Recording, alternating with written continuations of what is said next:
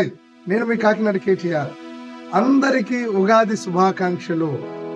ఉగాది అనగా ఉగాదిలో నువ్వు ఉదయించే సూర్యుడు ప్రతి ఒక్కరి జీవితం ఆనందంగా, ఆరోగ్యకరంగా, ఆత్మీయంగా, ఆలోచనలో ఉన్నతమైన స్థితిలో ఉండాలని, ప్రతి మనిషిలోని చెడ్డ తలంపులు, చెడ్డ ఆలోచనలు ఆ వేడిలో, ఆ యొక్క వెలుతురులో అన్ని పోవాలని, ప్రతి ఒక్కరూ మంచిగా మారాలని ఆయన ఉద్దేశం.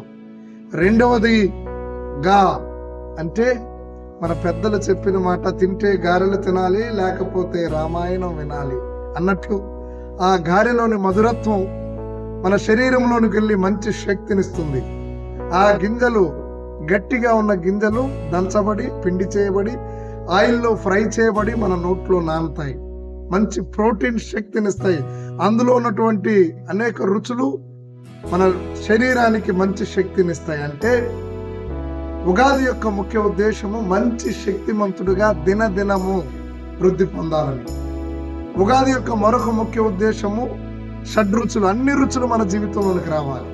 నేను షుగరే తింటానంటే షుగర్ వచ్చేస్తుంది, సాల్ట్ ఎక్కువ తింటానంటే బీపీ వచ్చేస్తుంది, కారం ఎక్కువ తింటానంటే కడుపులో అల్సర్స్ వచ్చేస్తాయి, పులుపు ఎక్కువ తింటానంటే గ్యాస్ట్రిక్ సమస్యలు వస్తాయి. ఇవన్నీ కాకుండా అన్ని బ్యాలెన్స్గా తీసుకున్నప్పుడే ప్రతిరోజు మన జీవితంలో ఉగాది జరుగుతుంది. అంటే జీవితంలో బ్యాలెన్స్గా ఉండాలి, లేదా బ్యాలెన్స్ డైట్ తినాలి, లేకపోతే అధోగతి పాలవుతాం అంటున్నాను.